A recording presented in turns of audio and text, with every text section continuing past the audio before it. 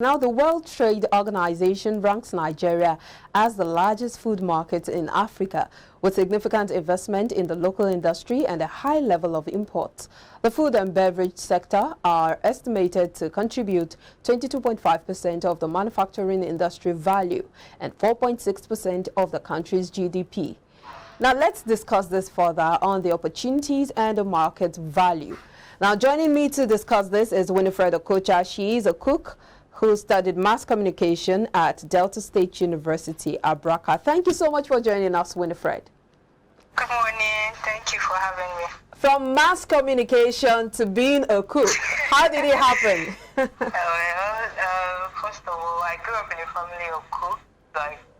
It's like hereditary, but I ran away from it. I always wanted to run. I didn't want to walk that line because I thought I was the best. But then again, you know how this thing works out. Getting a 9 to 5, at the end of the day, coming back to cooking. Every time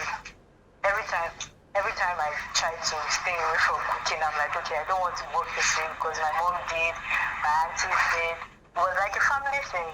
But eventually, I find myself leaving my 9 to 5 to actually go back to cooking. So I was like, okay, maybe this is what I'm supposed to do. Then I decided to do it differently. By going to school, learning more about cooking. I know. So how long ago are we talking about? It's been, say, 5 years now. Ah. Yeah, 5 years. So what does it take to venture into food business in Nigeria? First of all, you know, one thing about food is that no matter how you find yourself cooking it, people would always eat. That's just the thing. Local food, international cuisines, whatever it is you find yourself doing, people would always find you to eat because people would always eat. So now, I don't. So you're saying it's a very lucrative business? Yes, it is. But then it is stressful, actually, in Nigeria, because to source for your items, you can't get it in a particular place. You have to go to different places to be able to get fair prices, to be able to get good, fresh foods and everything. Then, to actually dive into cooking in Lagos or in Nigeria as a whole, is a bit dicey because sometimes you need a very good capital. But then these days, thank God for social media and the rest. You start by having a good phone, knowing how to cook. Because no matter how much we try to remove the fact that the eyes actually feeds before the mouth does. So people tend to you get to draw attention from plating and all those things and how nice your food looks. That's how when someone will want to actually try to see, okay, that maybe it might taste well. So to get into food or to get into cooking, you need funds. You need a lot of funds.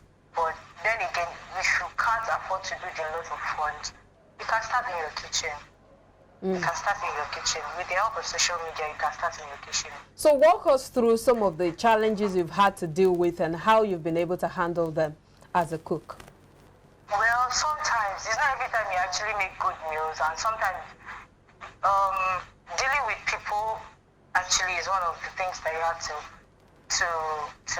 face, because people are different, taste buds are different, people's wants are different. You might end up thinking, oh, as a cook, you don't even think. You can't think for someone. You have to get exact, and you might finally get exact. It's not exact what the person wants. So there's that. There's dealing with people who work with you, because I am very particular about what I want, and most times when I want my event or I want my planning to come out like this is how I expect it to come out. But most times, because you work with people who actually might not be in line with you or might not have the same vision as you do for your business, it's actually very difficult to make them see things the way you see things, or make them work the way you want it to be done. So how have you been able to deal with all those issues, rather? Well, dealing with that, you'll find people who have the same passion as you do, people who want things to be done the same way, almost the same way, because you can't actually get someone who thinks like you do, or who thinks like you do, rather, who who want things done like you do. But you can get people who are actually closer in line with you, people who want things to like people who are really desperate to learn, people who really have passion for this particular job. When you get that, it makes that easier for you. It actually makes it very easy for you.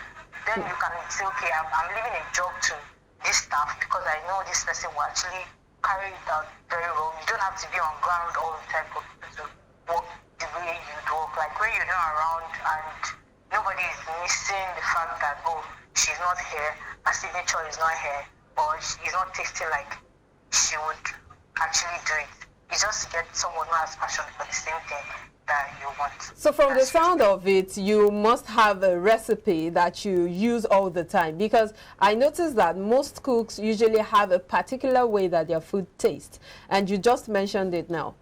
Yes, because when you go to other places and eat, I don't want to mention outlets, but when you go to a place and eat, and you live there and maybe you get home without their sticker, you realize, if you taste their food, you realize that, okay, this thing actually tastes like, did you get this? You can ask someone, did you get this thing from this place or something, because you already know what it is. Your taste buds already has a definition of what it is or what they actually do, what you can get from that place. So it's actually good to have a signature recipe for yourself. So let's talk about your clientele. How do you build a client base, and what are the measures you put in place to ensure that they keep coming back? Okay, so in my case, I want to say I'm just lucky because I had the opportunity to be in a group of people like choir, church. I attend a very big church. So I started with, I can make food for this set of people, just try me out. I got samples and they tried and it was nice. It was better than like some of the things that we were having earlier. And they're like, oh, it's actually not bad. We can try it. From there, I started getting 100. Can you make for 100? Can you make for? And before you know it, everybody knows that, oh, Winfred actually cooks, and before you know it, I get referral. Before you know it, then social media kind of helps too.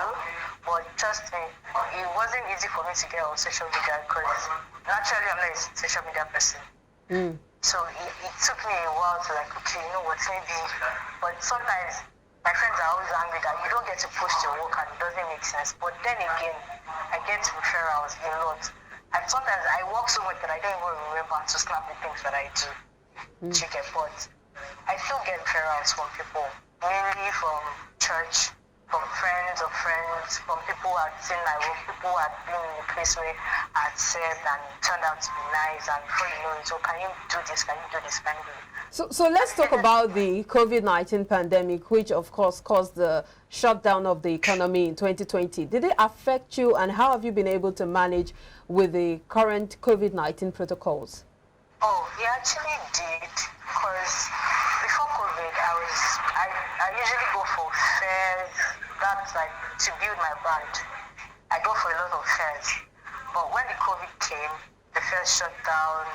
So I revolved back into my kitchen.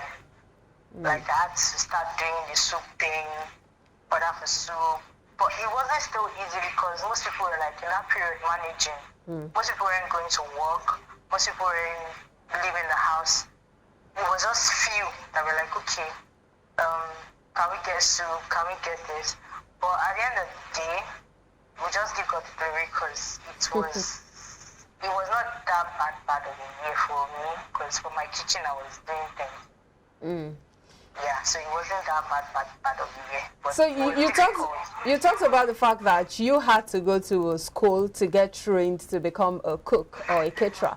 What's the place of training in food business? You know, a lot of people just feel, oh, I can do this, I can cook, so I just start up in my kitchen, like you said earlier, and then I begin to churn out food. What's the place of training in all of that? Well, it actually helps you to actually know when and how to work with food. Like, for instance, I'm taking a food and safety course at the moment. It's not because I don't know these things that, okay, I need to apply this, I need to apply, but sometimes it's good to have this qualification. It's good to, you would think you know, but when you get there, you realize that you actually do not know.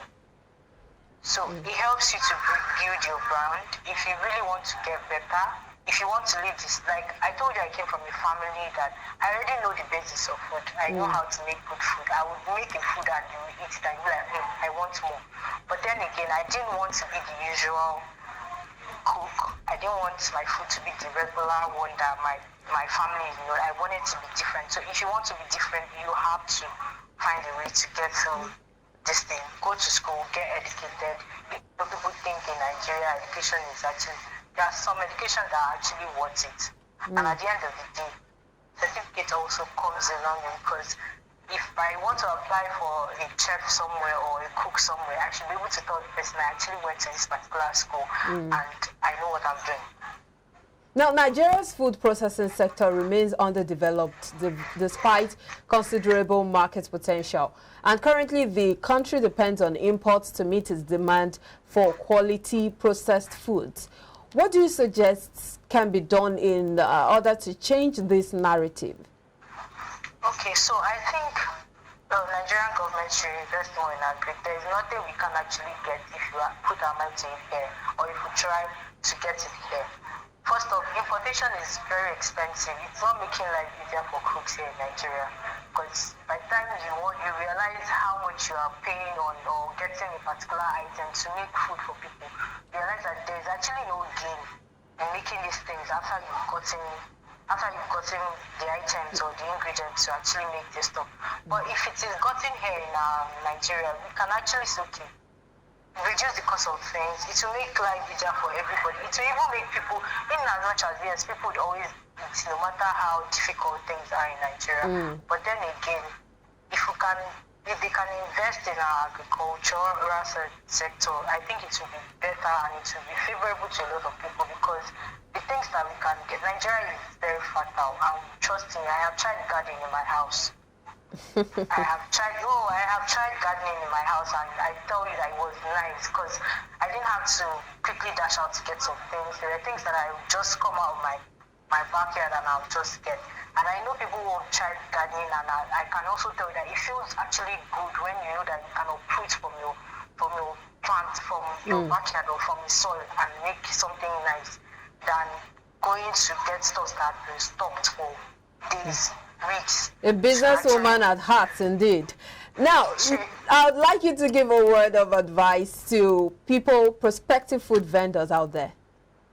Well, my advice is do whatever you find yourself doing, do it well. Don't say because somebody is not watching you when you're making the food, you don't have to go all out. Cook it the way you know you'd like to eat it. That is what I apply that a lot. If you talk to my client, they'll tell you, I don't do food like I don't do food. I do it like I would love to have my meal. Like I'm the one eating it. So even if it means that I'm getting 10 naira out of the whole thing, but there's this joy that you get when somebody finishes eating a meal from you and it's like, this is it, and it's really nice. But then, let me just butt in there. Taste buds differ, so you cannot really tell that people would like what you like. Make food and 85% of the people there are but really, we have to go, Winifred. We have to go. My producer is on my neck. Okay, very big thank you to you, Winifred Okocha. Cook, mass communication graduate from Delta State University, Abracas.